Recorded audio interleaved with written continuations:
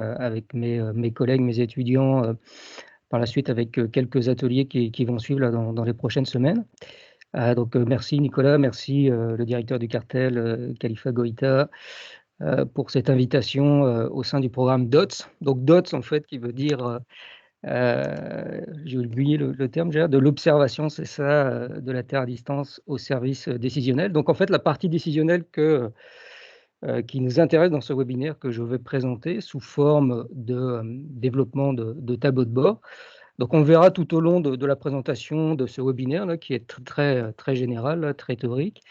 On va voir un petit peu tous les outils pour développer ce qu'on appelle l'interface finale, le tableau de bord, pour aider en fait les décideurs à prendre la ou les meilleures décisions par rapport à ce type d'interface.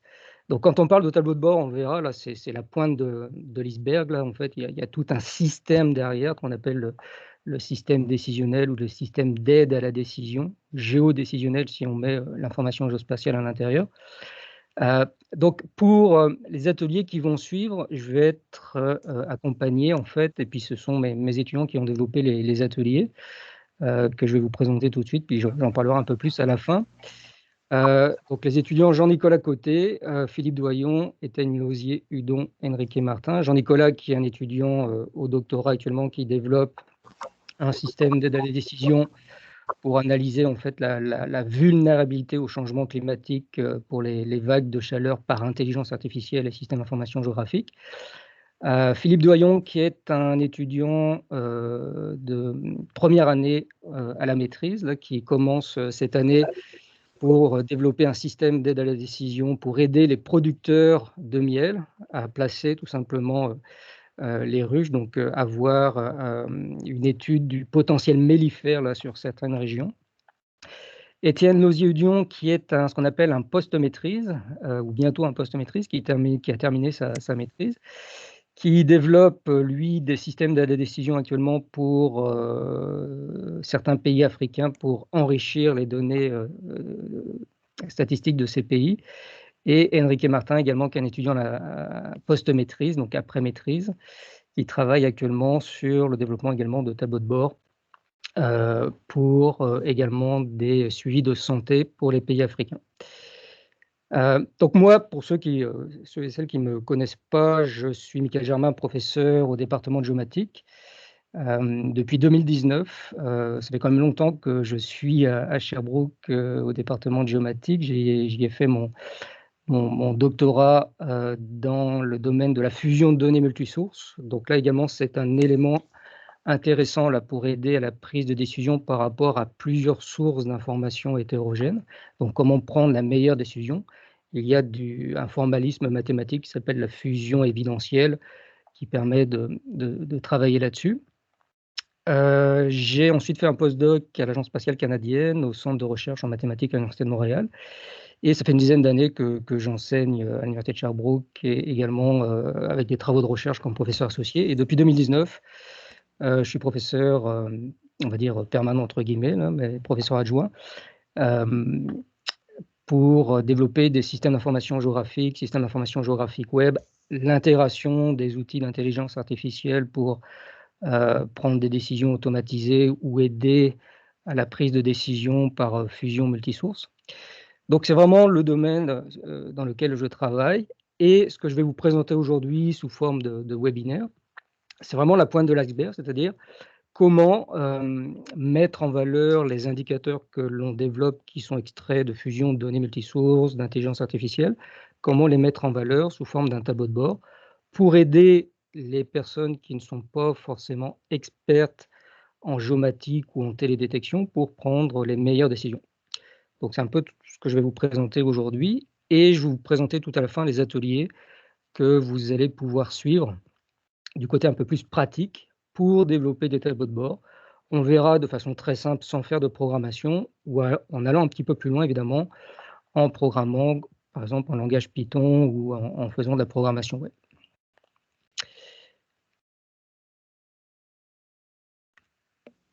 Donc, dans ce webinaire, je vais vous présenter rapidement le développement d'un tableau de bord, donc la problématique générale, définition, quels sont les grands problèmes, les grandes questions que l'on se pose lorsque l'on veut mettre en place un tableau de bord pour aider à la prise de décision. Donc, on verra que c'est la pointe de l'iceberg et en fait, ça fait partie de l'interface d'un système d'aide à la décision. Et quand on parle d'un système d'aide à la décision, il y a plusieurs composantes à l'intérieur qu'il faut configurer, développer. On verra un petit peu toutes ces composantes au niveau de la méthodologie. Quels sont les logiciels et les outils qui permettent de mettre en place ces composantes ou de les développer. C'est ce que font mes étudiants actuellement. Et pour faire la transition également avec ce que vous avez vu dans le premier webinaire, si jamais vous l'avez suivi, là, c'est de regarder évidemment au niveau de la télédétection, comment travailler, analyser, mettre en valeur ces analyses à travers un tableau de bord pour ces données de télédétection. Donc quand je parle de télédétection, c'est tout ce qui est données images, LIDAR, des données images optiques, images radar, peu importe, 2D ou 3D. Comment faire ressortir des indicateurs et les mettre en valeur évidemment dans un tableau de bord pour aider à la prise de décision. Et je terminerai par la présentation d'une mise en pratique, me fait plus pour vous présenter les ateliers qui vont être présentés dans les 2 prochaines semaines. Donc le lundi prochain, le 21 mars de 18h à 20h, et ensuite il y aura la deuxième semaine, le lundi 28, le mercredi 23 mars et le lundi 28 mars également de 18h à 20h, il y aura les 2 autres ateliers. Donc 3 ateliers en tout là, que je vous présenterai à la fin, qui seront développés par les personnes que je vous ai présentées, Jean-Nicolas, Philippe, Étienne et Enrique. Donc, petite mise en contexte pour bien définir ce qu'est un tableau de bord et développer le système d'aide à la décision qui va permettre de mettre en valeur ce tableau de bord. Donc tout d'abord, quand on parle d'un tableau de bord, si on veut lui donner une définition, j'ai pris simplement la définition de l'Office québécois de la langue française. Un tableau de bord, c'est un tableau qu'on appelle synoptique, c'est-à-dire une vue générale de l'information, constituée essentiellement d'un ensemble d'indicateurs. Donc ça, c'est quelque chose évidemment qui permet de faciliter la lecture de l'information.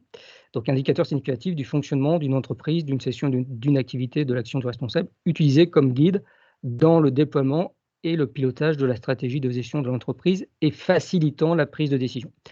Donc on voit que les définitions que l'on voit de tableau de bord de l'Office québécois de la langue française, il y en a plusieurs là, qui datent des années 2000 jusqu'à maintenant, elles sont surtout orientées dans le domaine de la gestion de l'entreprise. En fait, on va voir que le tableau de bord, surtout depuis quelques années, est largement utilisé également dans la gestion de l'information géospatiale.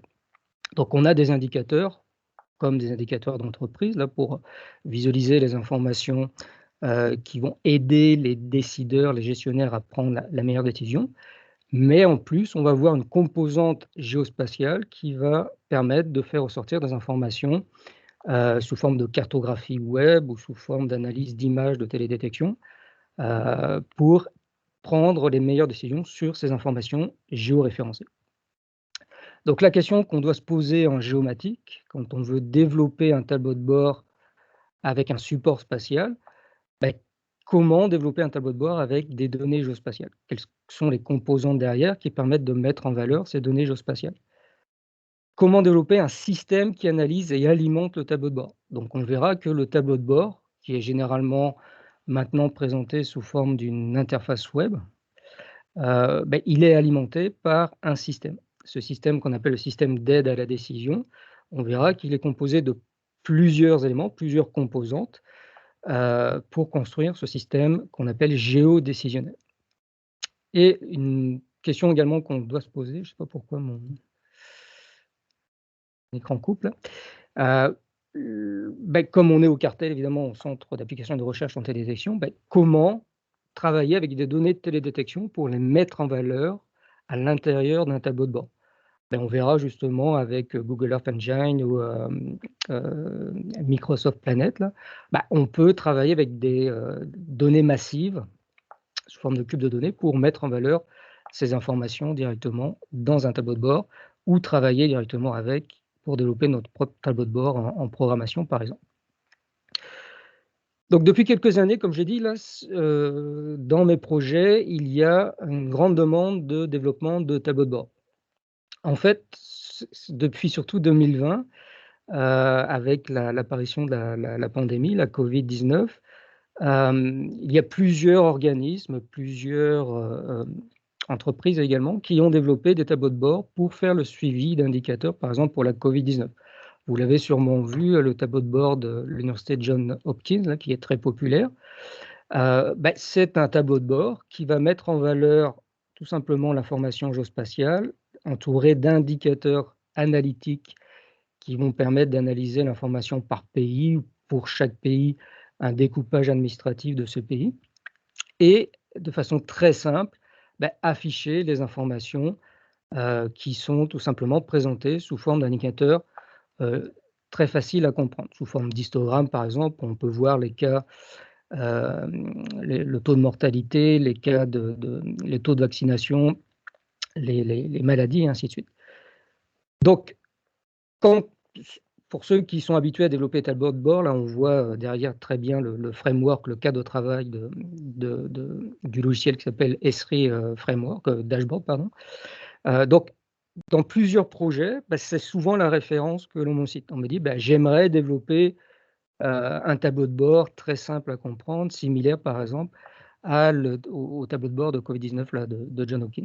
Donc, au niveau des pays, là, quand on regarde Santé Canada, quand on regarde au Québec, il y a énormément de tableaux de bord là, pour la Covid-19 qui ressemblent à ce cadre, à partir d'outils très simples là, comme Esri Dashboard ou d'autres outils que je vous présenterai un petit peu plus tard. Juste pour vous montrer un autre exemple, ça c'est justement l'exemple développé sur ce principe par Enrique Martin, qui est présent actuellement, mon étudiant qui a terminé, qui est maintenant en post-maîtrise, qui a développé avec ce même principe un tableau de bord pour analyser les observations des mammifères marins en Patagonie, avec l'Université de Montréal, professeur Liliana Pérez, là, qui m'accompagnait dans ce projet. Il a développé évidemment dans son essai, donc dans sa maîtrise professionnelle, un essai dans une maîtrise professionnelle, ça dure 4 mois. Il a développé un tableau de bord directement avec l'outil d'Esri Dashboard. Donc, quand on dit développer un tableau de bord, évidemment, il y a derrière, là, je vais en parler, il y a tout le développement de la base de données, du système d'aide à la décision qui va alimenter ce tableau de bord. Donc, ce n'est pas juste visuel, évidemment, il faut alimenter les données de ce tableau de bord. Peut-être un autre exemple, je vais vous montrer beaucoup d'exemples pour débuter, pour bien comprendre le principe d'un tableau de bord. Dans le contexte de la guerre en Ukraine, donc certains parlent d'invasion, bon, c'est plus une guerre là.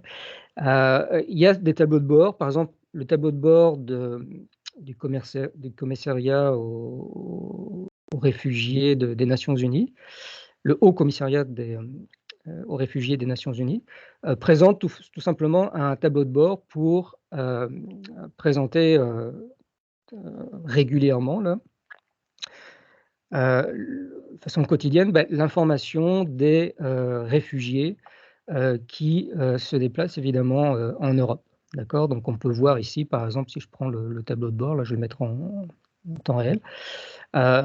C'est un tableau de bord où on voit évidemment une cartographie, l'élément central, et on voit une analyse derrière. Là.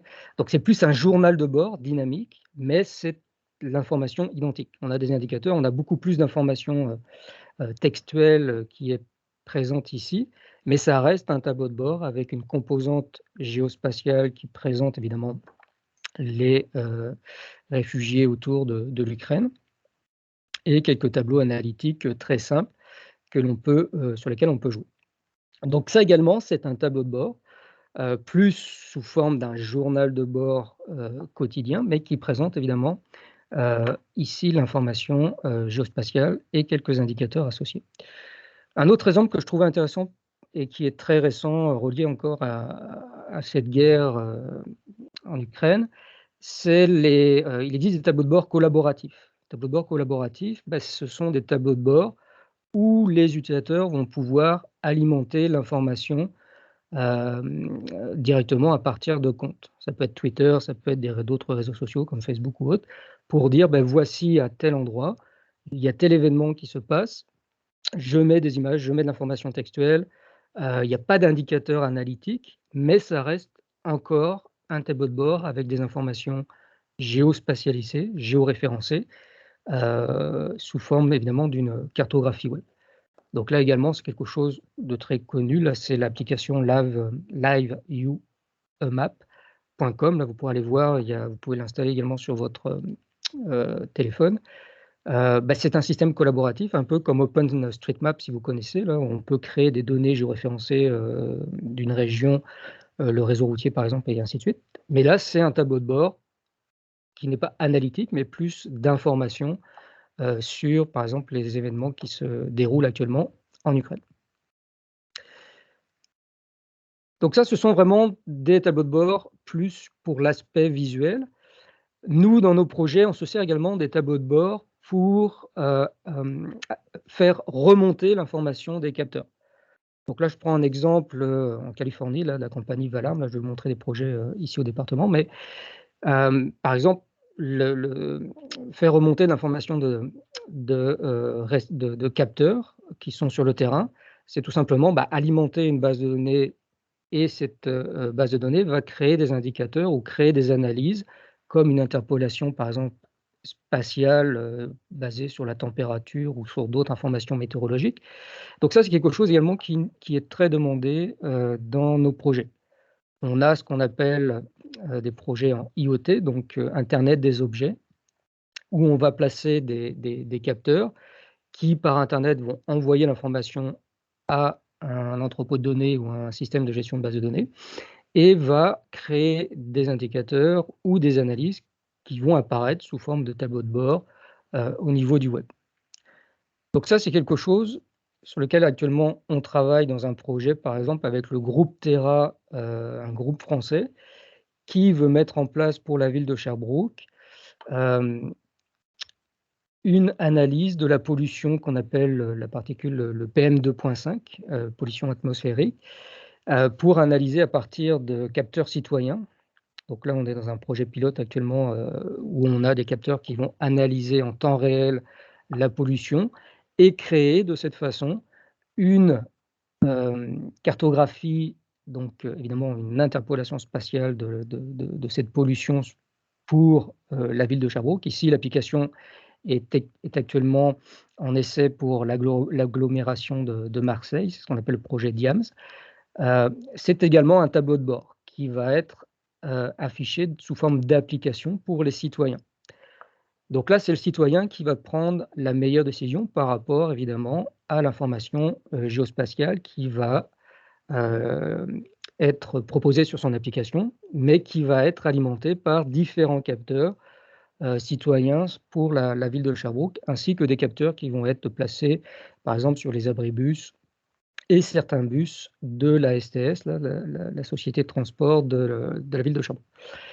Donc, un tableau de bord peut être évidemment sur une interface web, mais peut être également sur une application mobile avec des indicateurs, des analyses spatiales, et prendre la décision adéquate par rapport aux analyses très simples qui sont proposées. Ici, c'est un exemple de mon étudiant en doctorat, Jean-Nicolas Côté. Il a fait ce travail en dehors de ses études là, avec Magog, la ville de Magog, où également c'est un projet d'IoT, donc d'Internet des objets, des capteurs qui mesurent la température dans un secteur de la ville de Magog, pour un projet de verdissement. L'idée, c'est d'étudier en temps réel les effets du verdissement, donc la création d'un îlot de fraîcheur pour une zone, tout simplement, de la ville de Magog. Et ça, c'est de l'information qui alimente un tableau de bord en temps réel. Vous pourrez aller voir si vous intéresse. Je vous ai mis le lien. J'imagine la présentation va être disponible par la suite sur le site du cartel. Donc, faire remonter l'information sur un tableau de bord pour pouvoir analyser, par exemple, l'information de température sur la région, sur la zone, ainsi que des interpolations, des analyses. Donc ici, une interpolation spatiale là, sur la zone d'étude. Donc, les tableaux de bord peuvent être peuvent avoir, on voit ici, diverses sources. Des sources en temps réel sur le terrain, des sources qui sont historisées, par exemple, à l'intérieur d'une base de données, qui proviennent de données de télédétection. On verra, par exemple, de différents systèmes comme Google Earth Engine et autres, pour à la fin présenter l'information sous forme d'un tableau de bord. Donc, ici, ce que je vous présente, par exemple, c'est des applications qu'on appelle du edge computing. Donc, edge computing, ça veut dire que l'information est traitée, par exemple, au niveau des capteurs, et ce qu'on envoie au niveau de l'interface, c'est l'information la plus simple possible pour pouvoir l'analyser et créer des indicateurs analytiques. Donc, comment développer un tableau de bord? Donc, un tableau de bord, comme je le dis souvent, là, c'est vraiment la pointe de l'iceberg ou de l'iceberg, là, sont en français, qui permettent d'afficher l'information géospatiale ainsi que des indicateurs analytiques pour cette information géospatiale ou d'autres informations descriptives. Sauf que développer un tableau de bord, ça ne veut rien dire. Développer un tableau de bord, c'est intégré à l'intérieur d'un système d'aide à la décision. Donc en fait, ce qui est caché dessous, c'est ce qui demande généralement le plus de travail. L'aspect design de développer un tableau de bord, bon, ça prend du temps, mais une fois qu'on a la donnée, une fois qu'on a des indicateurs présentés, ça va quand même assez vite de développer le tableau de bord. Tout le travail est en amont, c'est-à-dire développer le système. Et quand on dit système, c'est de répondre à plusieurs questions. Plusieurs questions dans le domaine des données en géomatique. Il y en a énormément de questions auxquelles il faut répondre. Par exemple, le format des données. On travaille dans les données avec des données vectorielles ou matricielles, avec des images optiques, radar, avec des données LIDAR. Il y a des centaines de formats, on va le voir. Et comment travailler avec ces différents formats? Comment stocker l'information? Est-ce qu'on travaille, est-ce qu'on développe une base de données? Est-ce qu'on développe un entrepôt de données ou un lac de données? On verra différentes solutions. Comment traiter l'information? Comment analyser l'information? Quels sont les outils en télédétection ou pour les données vectorielles qu'il faut utiliser pour traiter, analyser l'information? Et à l'intérieur de la partie analyse, il y a tous les outils, par exemple, d'intelligence artificielle qui vont permettre d'extraire de façon automatique certaines caractéristiques de données. Il peut y avoir des outils de fusion de données multisources pour aider à développer des indicateurs pour la prise de décision. Il y a également le côté architecture. De plus en plus, comme je l'ai dit, on développe des tableaux de bord web. Donc, il faut diffuser l'information sur Internet.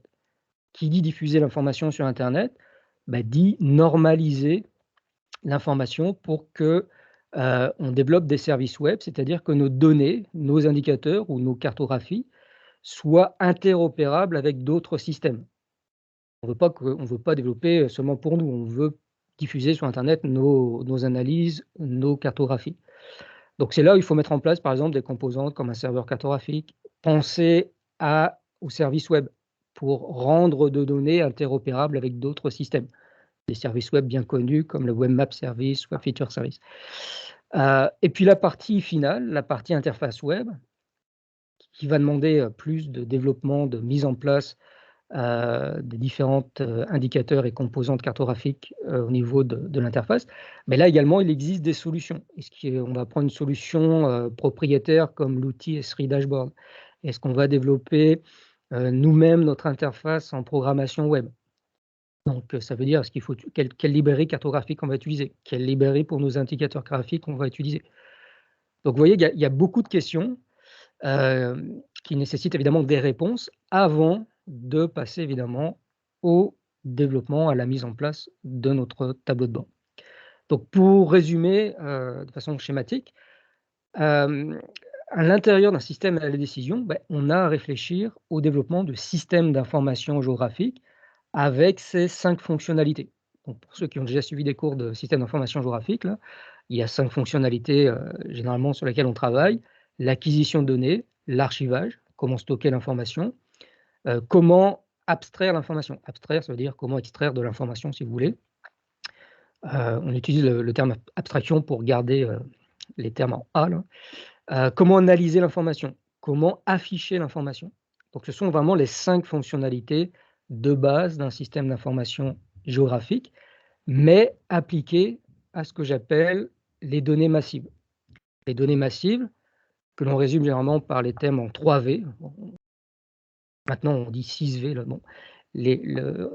Initialement, quand on parle de données massives, on parle de données, avec une dimension volumique importante, donc un volume important de données, avec une très grande variabilité. Donc évidemment, si on travaille avec des données vectorielles, c'est pas du tout la même chose que des données de télédétection avec, des images ou des, données lidar. Vélocité également, 3e V, c'est, vitesse, d'alimentation de l'information. Également vitesse d'accès ou d'analyse de l'information. Quand on parle de données massives également, on rajoute maintenant, 3 autres V là, dont je ne vais pas parler là, comme la véracité, la valeur et la variabilité.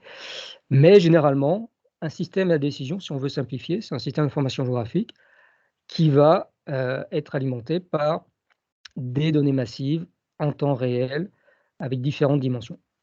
D'accord? Donc ça pour vulgariser, on peut le comprendre ainsi.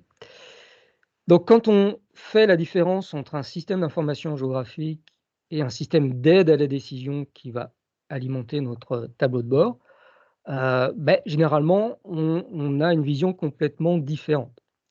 Dans un système d'information géographique, généralement, on a une vision de l'information en multicouches, tandis que puis essentiellement l'information géospatiale, dans un système d'aide à la décision, généralement, on va penser beaucoup plus l'information sous forme multidimensionnelle. Donc on parle de cubes de données ou hypercubes de données lorsqu'on a plus de 3 dimensions, où on va avoir des dimensions, la dimension spatiale évidemment, mais également des dimensions, comme la dimension temporelle, dimension descriptive et autres. D'accord? Donc c'est vraiment une autre façon de voir, l'information et donc cette information, contrairement au SIG, est stockée également sous différentes formes. Dans un SIG, souvent on parle d'une base de données derrière qui va stocker l'information vectorielle, par exemple, une base de données relationnelle dans Oracle ou PostgreSQL. Dans les systèmes d'aide à la décision, on va penser beaucoup plus entrepôt de données ou lac de données. Généralement, les données sont dénormalisées. On va parler de documents ou orientés graphes ou orientés colonnes, par exemple. Donc des systèmes beaucoup plus qui peuvent être mis en valeur de façon ce qu'on appelle horizontale sur plusieurs serveurs. Donc je ne vais pas aborder cet aspect-là, c'est beaucoup plus système. Le SIG est orienté analyse spatiale avec des analyses, des opérations cartographiques, des analyses multicritères par exemple, alors que le système d'aide à la décision est beaucoup plus orienté analyse multidimensionnelle. On a un cube de données ou un hypercube de données, on veut forer l'information, rechercher l'information pertinente, on veut agréger l'information, donc on a des outils comme le drill down, drill up, slice, découper l'information, des rotations et ainsi de suite. Le SIG est orienté beaucoup plus pour visualiser l'information finale sous forme de carte, alors que le SAD est orienté pour créer des indicateurs et la composante cartographique est intégrée dans ce tableau de bord là, pour développer donc une interface finale beaucoup plus complète pour aider justement à la prise de décision.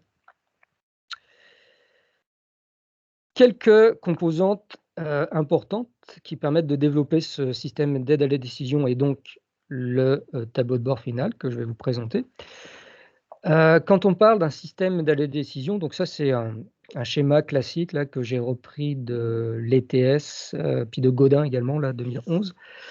On ne voit pas les références malheureusement, là, je ne sais pas pourquoi ça coupe. Quand on parle d'un système à décision, là, quand on visualise le schéma général d'un système d'aide à la décision, généralement, c'est un système très simple où vous avez en entrée vos sources de données, donc des données massives généralement, une grande variété de données, des données vectorielles, matricielles, tabulaires, des fichiers texte même à décrypter parfois, des métadonnées aussi. Et vous avez le cœur du système d'aide à la décision qui est le stockage de l'information. Donc il peut être fait sous forme d'un entrepôt de données. En télédétection, on peut remplacer cette partie par un lac de données. Un lac de données, je vais revenir, c'est la donnée brute qui est stockée dans le système. Et entre la source et l'entrepôt de données, il y a ce qu'on appelle le processus d'extraction, de transformation et de chargement de l'information. Donc ça, c'est vraiment l'outil important là. dans le développement d'un tableau de bord final. Donc l'entrepôt de données va pouvoir créer ce qu'on appelle des data marts en anglais, ce qu'on appelle des mini-entrepôts de données spécialisés, si on veut, et représenter l'information sous forme de cubes de données. Et tout ça va permettre d'alimenter, ces données vont alimenter une interface, des fonctionnalités, donc développer par exemple une API, une série de fonctionnalités qui vont être accessibles pour différentes applications, dont l'application que l'on aborde aujourd'hui, qui est le développement d'un tableau de bord. Donc ça, c'est vraiment le schéma général d'un système d'aide à la décision, où on voit les différentes composantes importantes, le processus ETL, comment entreposer, stocker l'information, et comment faire remonter l'information à une application, comme par exemple le tableau de bord. Donc comme je l'ai dit, souvent, quand on veut développer un tableau de bord, à l'intérieur du système, l'outil principal, c'est l'outil d'extraction, de transformation et de chargement de l'information. C'est la composante qu'on appelle ETL d'un système d'aide à la décision.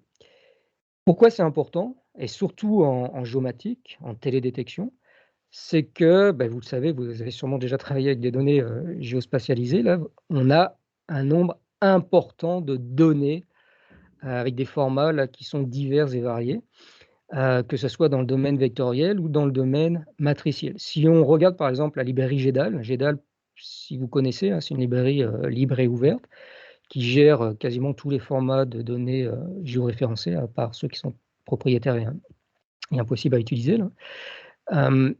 Dans ces données vectorielles ou ces données matricielles, il y a des données, des formats simples, par exemple dans les données vectorielles que vous connaissez comme un fichier CSV par exemple. CSV ou Excel, là, c'est un fichier tabulaire, vous avez des colonnes, vous pouvez avoir une colonne avec la latitude, longitude, on extrait cette information et on la visualise. Vous pouvez avoir des fichiers semi-structurés, structurés comme des bases de données, vous pouvez avoir des services web. Vous pouvez avoir des données tuilées sous forme de diffusion, comme le format, par exemple, en image, le COG, le Cloud Optimized GeoTIFF. Bref, on a un nombre impressionnant de données qu'il faut pouvoir évidemment lire, extraire, transformer et alimenter notre base de données ou notre entrepôt de données. Donc là, souvent, on s'arrache la tête, quel est l'outil qui permet de lire, extraire, travailler avec cette information? Quand on parle de transformation, c'est également important que l'outil sache transformer l'information géospatialisée. Donc savoir, par exemple, simplement faire bêtement, par exemple, une transformation de système de coordonnées. Passer d'un WGS 84, là, d'un système en latitude-longitude ou un système métrique. Ou alors pouvoir filtrer l'information, pouvoir exécuter une requête SQL pour extraire l'information des données descriptives d'un fichier vectoriel, par exemple. Et ensuite, on va alimenter, au final, notre entrepôt de données. Donc, même s'il existe des centaines de formats, là, quand on regarde ça, on se dit c'est vraiment énorme, là, comme différents formats qui existent dans l'information géospatialisée, que ce soit vectorielle ou matricielle. Au final, on travaille souvent toujours avec les mêmes données. Si je prends l'exemple du site de Données ouvertes Québec, là, quand vous allez sur ce site, on peut aller chercher des données de différentes villes ou organismes ou ministères. Souvent, pour les données vectorielles, ça va être du shapefile ou du JSON ou du KML, du CSV parfois. Pour les données matricielles, ça va être du GeoTIFF, souvent, ça va être parfois JPEG géoréférencé, là, parfois du COG.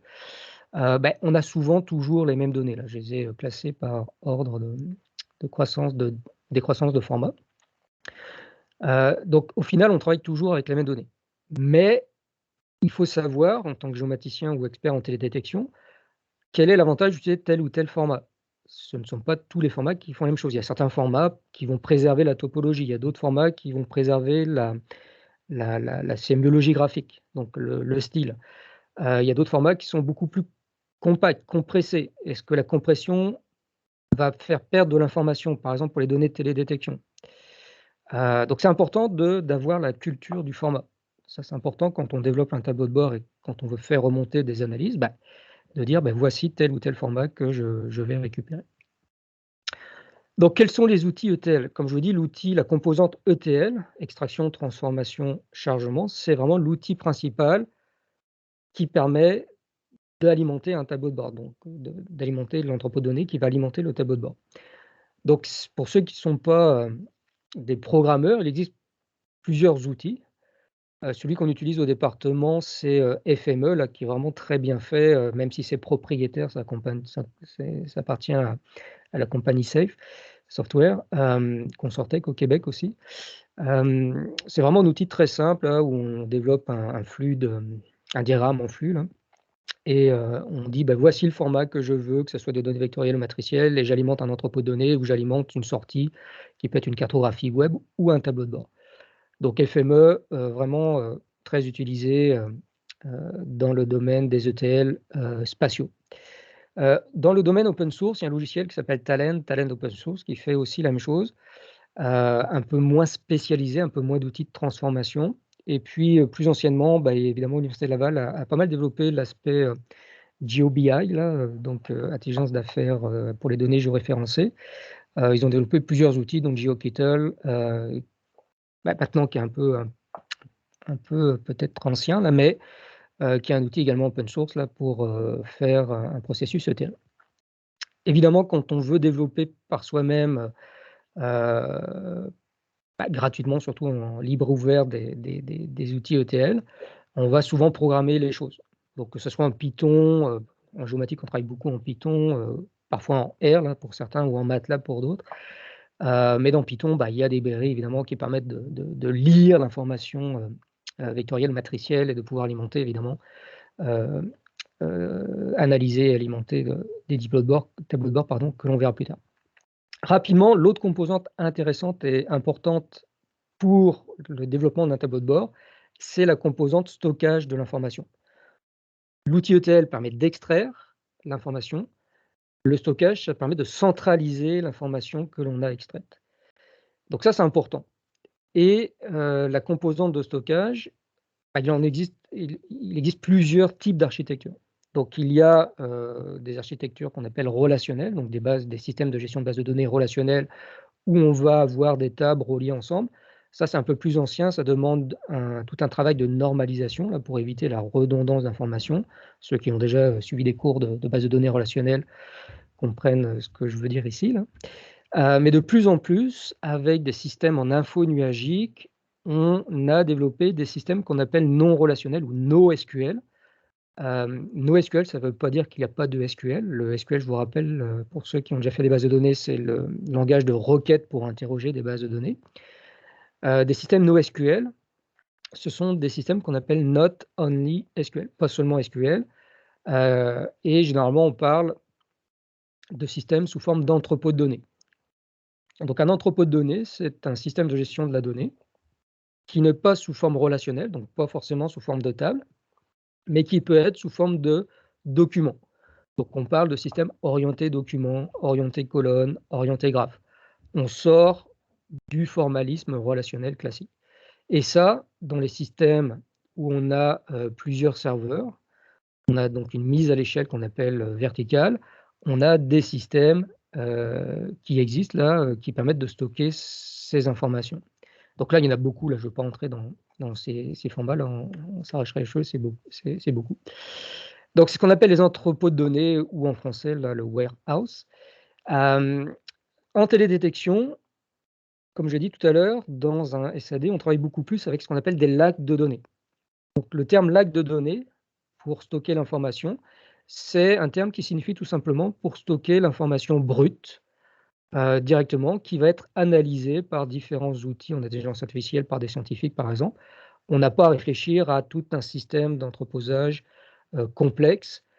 Souvent, la donnée matricielle est stockée de façon brute et analysée par des outils d'intelligence artificielle, par exemple, ou en fusion de données par la suite, et directement créer des indicateurs qui vont, les analyses qui vont alimenter notre tableau de bord. Donc, je voulais glisser un mot là-dessus parce qu'en télédétection, c'est beaucoup plus lac de données pour stocker l'information. Donc, un lac de données, ça peut être simplement le disque dur de votre système, là, de votre serveur, ou ça peut être en info nuagique, là, donc Google Cloud ou Amazon Web Services ou Microsoft Azure, là, différents systèmes en info nuagique, stocker l'information directement sur certains services. Je pense à Google Cloud, par exemple, on peut avoir ce qu'on appelle des buckets pour stocker l'information brute. Donc la composante stockage est très importante et il existe plusieurs outils, là je ne vais pas revenir là-dessus dans le théorème d'Ocap qu'on peut citer. Un exemple d'entrepôt-données que je voulais vous montrer, parce que je trouve très intéressant, que j'utilise dernièrement dans mes projets, ça appartient donc à l'écosystème Google Cloud, là, le système en infonagique de Google. C'est l'entrepôt-données qui s'appelle BigQuery. L'avantage de BigQuery, c'est qu'il gère l'information géospatiale. Donc c'est encore limité, c'est surtout des données, on ne peut pas gérer des données métriques, ce sont des données en WGS84, donc en latitude, longitude, mais il y a des fonctions d'analyse spatiale. Dans le langage SQL, dans le langage de requête, il y a des fonctions d'analyse spatiale.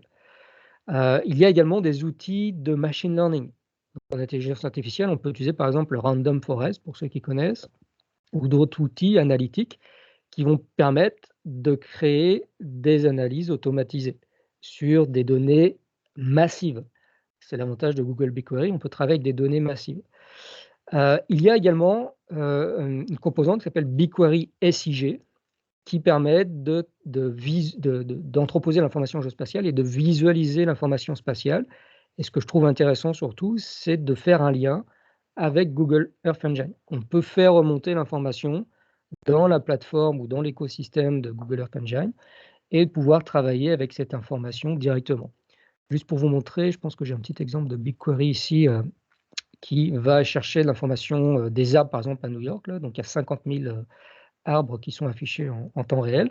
Vous voyez, on peut écrire directement dans une application qui s'appelle BigQuery GeoViz. On peut écrire nos requêtes SQL, les exécuter, montrer les résultats, ajouter du style et ainsi de suite. Et tout ça se fait en temps réel à partir de l'entrepôt données. On le verra tout à l'heure, puis il y aura un atelier là-dessus la semaine prochaine. On peut également se connecter à BigQuery directement avec un tableau de bord et pouvoir faire ce que je fais ici, des requêtes, créer nos indicateurs en temps réel. Donc ça, c'est vraiment très intéressant pour des données géospatialisées. Donc on revient au centre de notre webinaire, c'est évidemment le développement de la pointe de l'iceberg ici, qui est le tableau de bord, qui va aller chercher l'information de notre système d'aide à la décision. Donc développer un tableau de bord, comme j'ai dit, c'est la partie la plus fun, entre guillemets, là, parce que c'est juste du design, puis c'est la partie qui intéresse le plus les clients, en fait, là, de jouer avec, évidemment, les résultats que l'on met de l'avant, extraits de notre système d'aide à la décision. Comment on fait pour développer ce tableau de bord?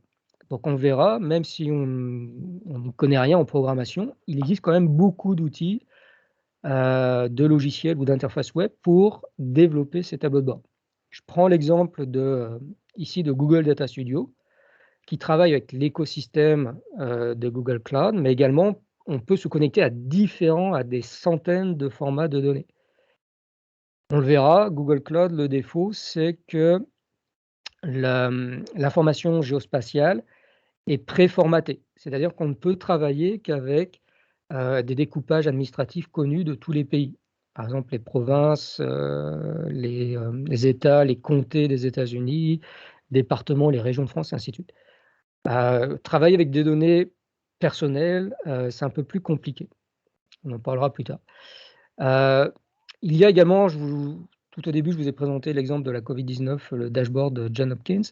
C'est développé avec l'outil Esri ArcGIS Dashboard. Donc ça, c'est un outil très performant, surtout pour le côté, évidemment, pour le travail avec l'écosystème Esri. Si vous avez vos cartographies développées avec ArcGIS Online, c'est très facile de rajouter des indicateurs qui vont analyser l'information spatiale ou descriptive de vos cartographies.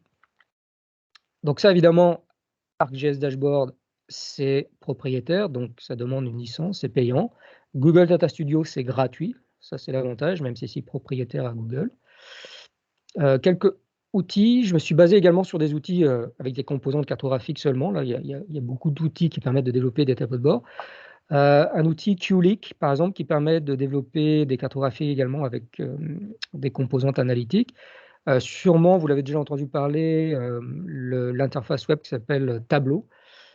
qui a l'avantage de travailler avec différents formats de données géospatiales. On peut travailler avec des shapefiles, des KML, on peut travailler avec d'autres formats, donc ça, c'est super intéressant. Les 2, ce sont des systèmes propriétaires, donc payants, pas trop cher là, quand on développe des choses personnelles. Également, il existe des outils libres et ouverts. Donc ça nécessite évidemment ces outils de les installer sur nos propres serveurs. On peut toujours faire des tests sur un ordinateur, en Windows ou Linux, peu importe, en installant ce qu'on appelle le Docker, là, la version encapsulée si vous voulez. Metabase, c'est un système intéressant, un peu comme Google Data Studio. C'est préformaté, on peut faire des analyses très simples sur les données descriptives ou spatiales. C'est open source. On peut travailler également sur le système Metabase qui existe là, qui est payant, où on a une version évidemment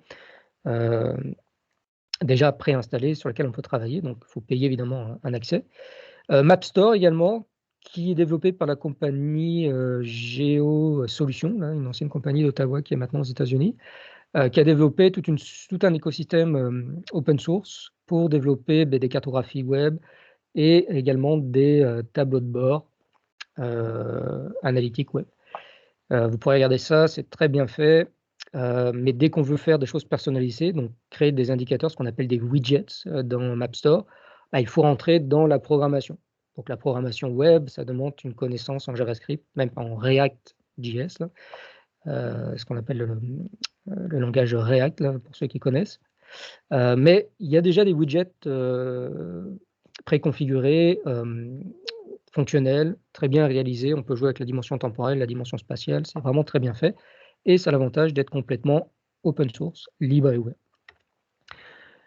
Toutes les interfaces que je viens de vous présenter ont des composantes communes. D'accord, donc des diagrammes, des indicateurs très simples à comprendre. Généralement, pour les décideurs, des gestionnaires, il faut analyser rapidement l'information sous forme de diagrammes en barres, d'histogrammes linéaires. Ça peut être évidemment des représentations proportionnelles de l'information, des jalons, des mesures de progression. Donc, tous ces systèmes, évidemment, ont quasiment les mêmes types d'indicateurs. En plus, évidemment, on peut aller chercher l'information descriptive de l'information géospatiale, donc l'intérieur des données vectorielles, où ça peut être les valeurs des pixels ou de la modélisation à l'intérieur d'une donnée matricielle, par exemple. Il y a des indicateurs textuels, numériques, on peut aller chercher des tableaux, des listes, ça c'est vraiment classique. Et évidemment, la composante principale d'un tableau de bord analytique, c'est la composante cartographique, évidemment, pour l'information géospatiale. Donc l'information cartographique, suivant les systèmes qu'on utilise, sont divers et variés. Si je prends Google Data Studio, ils vont utiliser beaucoup plus l'écosystème Google, donc ça va être Google Maps. Si on prend S3 Dashboards avec ArcGIS Online, si on développe nos propres outils, ça peut être des solutions open source avec OpenLayers, Leaflet, Mapbox, qu'on appelle des API, là, des librairies open source. Un petit mot maintenant sur l'aspect télédétection. Donc j'ai surtout montré des exemples avec des données thématiques, des données vectorielles, donc avec une représentation spatiale et descriptive. Pour la donnée matricielle, c'est évidemment différent. La donnée matricielle, c'est une donnée qui est massive, difficile évidemment en termes de volume à travailler et à afficher sur le web, même s'il existe des formats maintenant qui permettent de facilement jouer sur l'affichage de données comme des formats, des services web là, qu'on appelle mise en cache, tuilée, là, WMTS, ou des formats comme COG. Là. Les tableaux de bord qui vont manipuler des données massives de télédétection, ils existent déjà en fait, vous les connaissez, hein, c'est le premier webinaire que vous avez suivi au Cartel pour ceux qui l'ont déjà suivi avec les ateliers.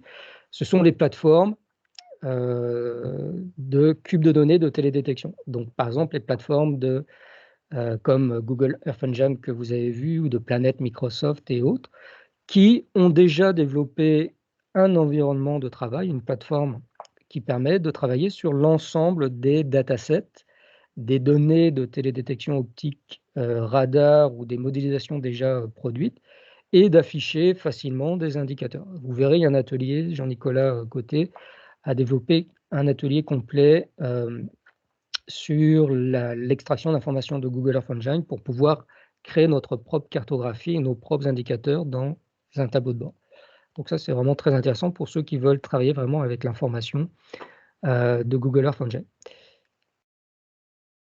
Vous pourrez regarder, il y a différentes applications déjà développées. Par exemple, un tableau de bord pour présenter la déforestation, par exemple, au niveau planétaire. Juste pour vous montrer, je trouve ça très intéressant. Je ne sais pas si je l'ai à côté ici. Google Earth Engine. Bon, je vais juste montrer ça, un petit cas d'étude, si j'ai le temps. Il y a plusieurs tableaux de bord qui ont été développés, qui vont extraire de l'information de Google Earth Engine et mettre en forme les analyses sous forme d'un tableau de bord. Donc Jean-Nicolas vous montrera quelques solutions là-dessus. Je trouve il y a vraiment des applications intéressantes. Je trouvais l'application de la déforestation vraiment très bien faite par rapport à ça, juste pour vous montrer rapidement. Et en temps réel, on va pouvoir extraire les modélisations, analyser l'effet de la déforestation au fil des années. Juste pour voir si ça fonctionne. Oups.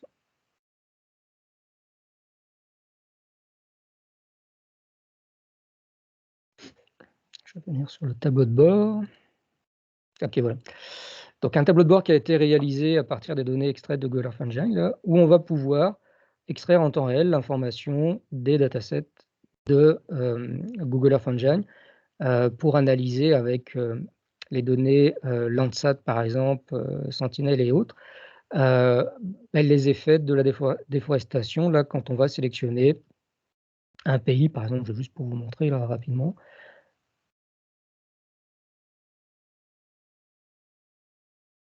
D'accord, donc il va aller chercher l'information d'analyse de la déforestation ici pour le Canada. Il y a une analyse qui est faite évidemment avec des indicateurs analytiques sur les 20 dernières années là, sur l'effet de déforestation, les superficies donc, affichées, les pertes de couverts arborés qui sont affichées ici par année. On a les causes de ces pertes qui sont affichées, les feux de forêt, l'industrialisation, donc la foresterie par exemple et autres. Donc c'est vraiment quelque chose qui est très bien fait et qui va aller chercher, qui va alimenter son information directement via Google Earth Engine.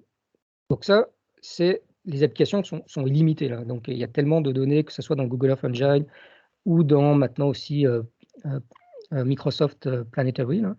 C'est quelque chose évidemment sur lequel on peut travailler. Le concurrent de Google Earth Engine, justement, de Microsoft, là, c'est Planetary Computer Microsoft, PCM, qui fait exactement la même chose que Google Earth Engine.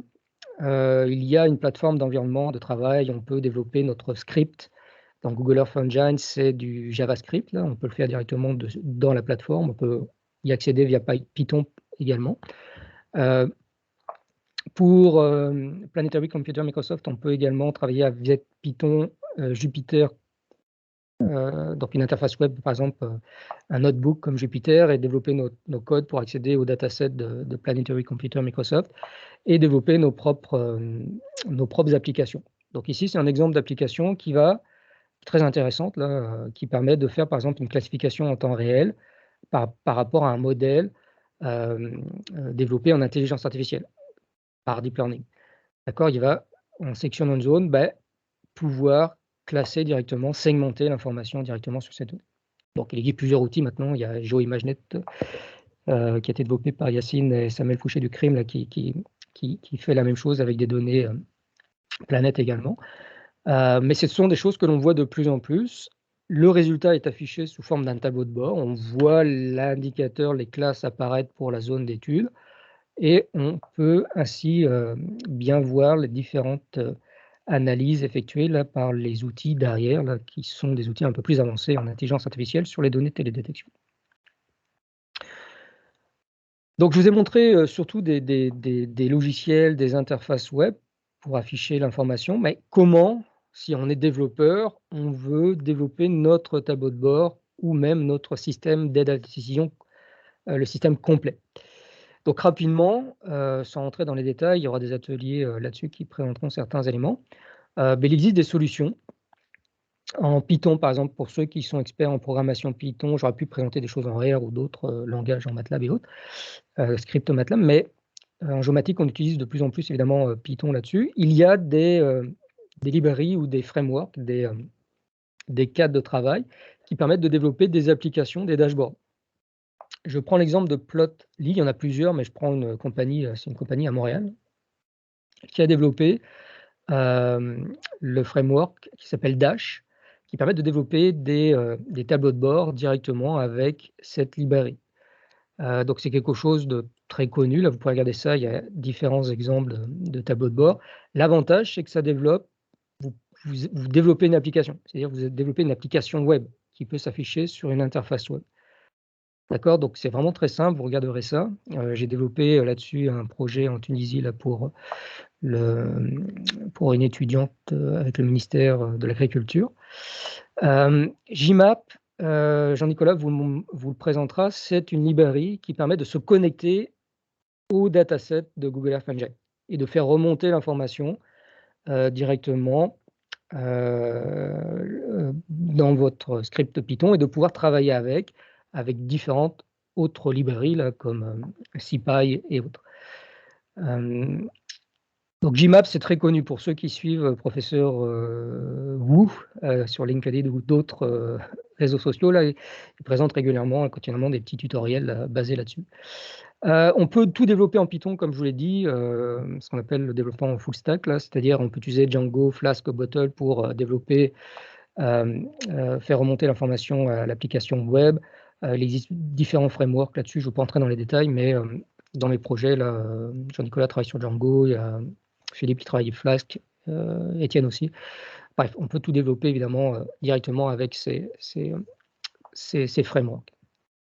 On peut également, du côté client, développer tout notre projet en web, puis en 100% web. Donc utiliser dans ce contexte des API cartographiques, des API d'éléments graphiques. Ça peut être des outils propriétaires ou open source, OpenLayer, Leaflet par exemple, qui sont libres et ouverts, Mapbox qui est payant si on utilise des données stockées dessus. On peut utiliser des éléments graphiques déjà développés comme Google Charts, des éléments graphiques de D3.js et autres, ou d'autres frameworks, je ne vais pas entrer dans les détails là-dessus. Donc je vois que ça défile très vite.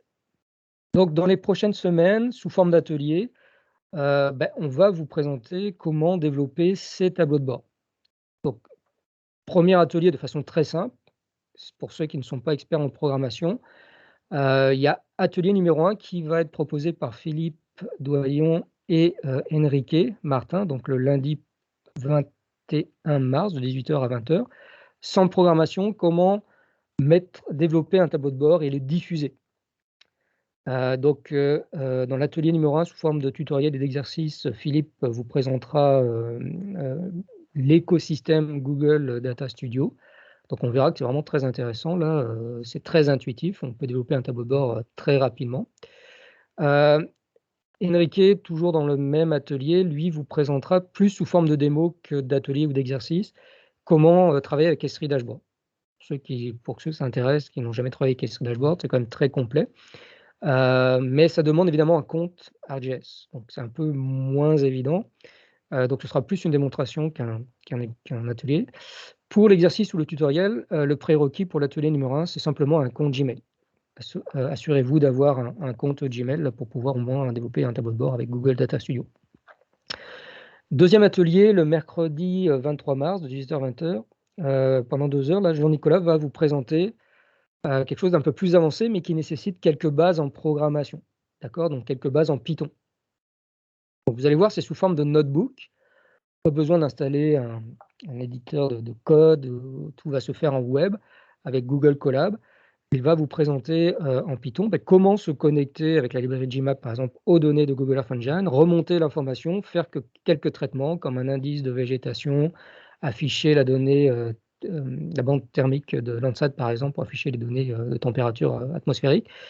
Comment créer un indicateur à partir de ces données. Donc, faire remonter l'information de télédétection, Landsat, l'exemple de Landsat 8, pour travailler avec et afficher l'information sur le web et afficher des indicateurs.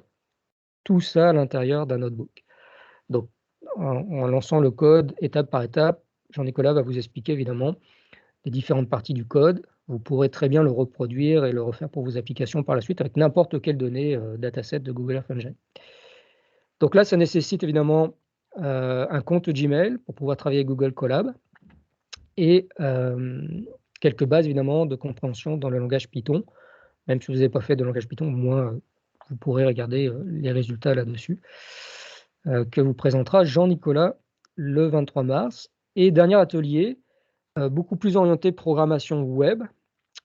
Comment développer côté client un tableau de bord complet, complètement open source, libre et ouvert, avec des composantes libres et ouvertes. Donc, il va vous présenter avec la composante cartographique qui va utiliser OpenAI ou Leaflet, là, je ne me rappelle plus, avec des composantes graphiques et d'autres éléments, comment développer un tableau de bord complet côté client.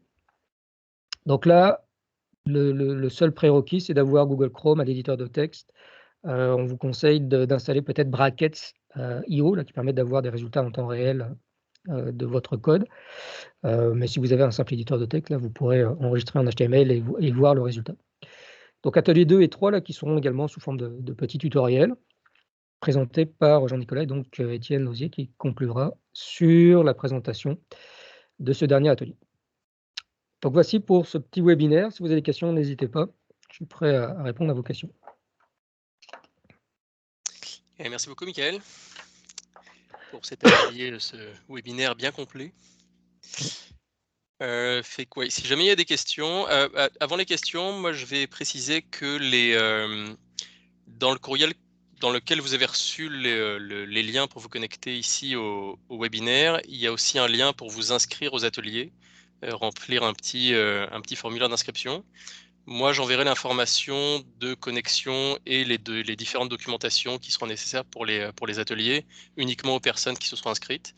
Fait que n'hésitez pas à vous inscrire, à aller cliquer, puis remplir le formulaire, et puis à m'écrire en cas de besoin. Fait que si jamais il y a des questions, je te laisse la parole.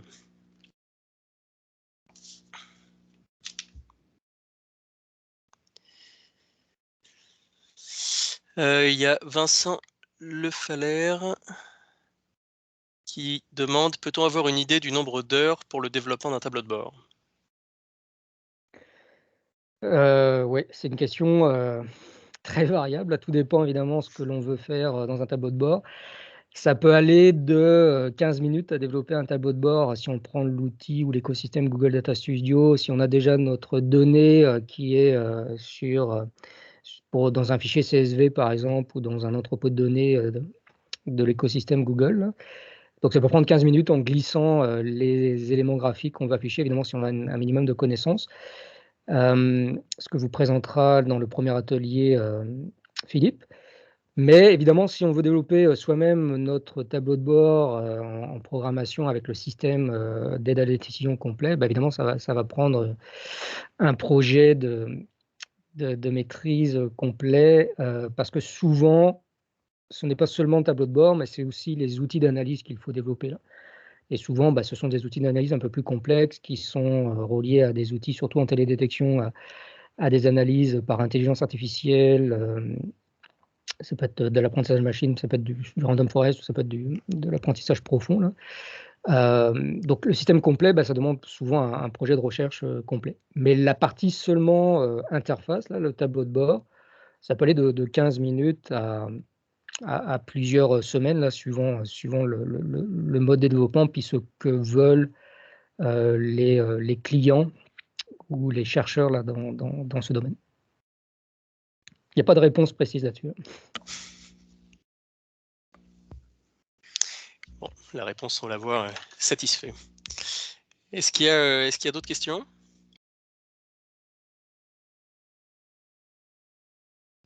Moi, j'avais une petite question, peut-être avant, parce qu'il est déjà rendu 1h10 là. Ça a commencé à devenir populaire quand, les tableaux de bord et puis cette interactivité dans la spatialisation et puis tout ça?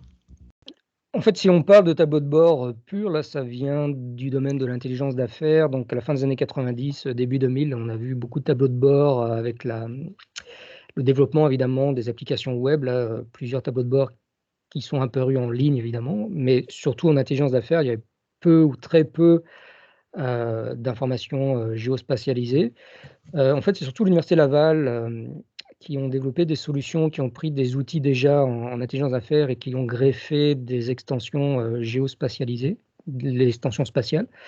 Donc je dirais que la décennie 2000 là, a commencé à voir apparaître des tableaux de bord avec la composante spatialisée, la composante avec les données spatialisées, pardon.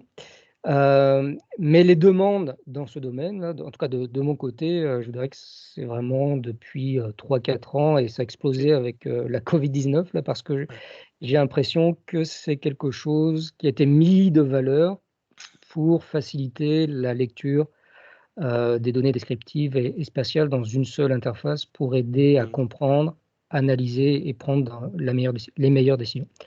Donc maintenant, on le voit apparaître évidemment en télédétection également avec Google Earth Engine ou Planet Microsoft.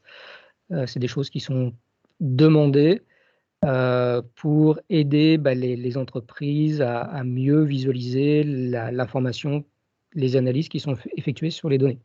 Parce que ce n'est pas tout le monde qui est expert évidemment en géomatique ou en télédétection. On veut pouvoir évidemment créer des interpolations spatiales faciles à comprendre, par exemple, à partir de capteurs sur le terrain. Ok, super.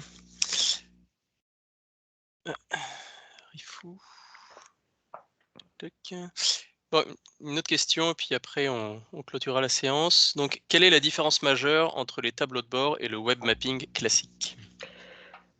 Oui, c'est souvent le web mapping, c'est seulement la composante cartographique. Donc, en fait, dans un tableau de bord, il y a plusieurs composants, des indicateurs analytiques, et il y a une composante web mapping. Donc, le web mapping, c'est généralement dans un tableau de bord à support spatial la composante principale pour les géomaticiens, les spécialistes en télédétection.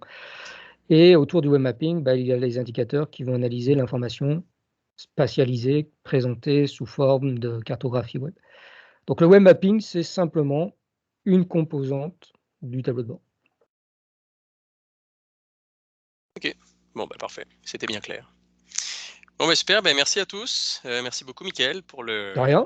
le bon webinaire bien intéressant et la présentation des ateliers. Donc, je répète que là, à date, on a déjà une grosse cinquantaine d'inscrits pour les ateliers. Fait que si vous n'êtes pas encore inscrit et que vous voulez y participer, allez voir le courriel que vous aviez reçu avec l'information pour le webinaire. Vous verrez qu'au bas du courriel, il y a toutes les informations pour les ateliers et le formulaire pour vous inscrire. Moi, je vous ferai parvenir le lien de connexion pour les ateliers d'ici mercredi soir ou jeudi. Et puis, je vous souhaite une bonne fin de journée et à lundi prochain pour ceux qui assisteront aux ateliers. Merci encore, Mickaël. Parfait. Et puis, bonne Merci fin pour de journée. l'invitation. Bonne journée à vous. Bye.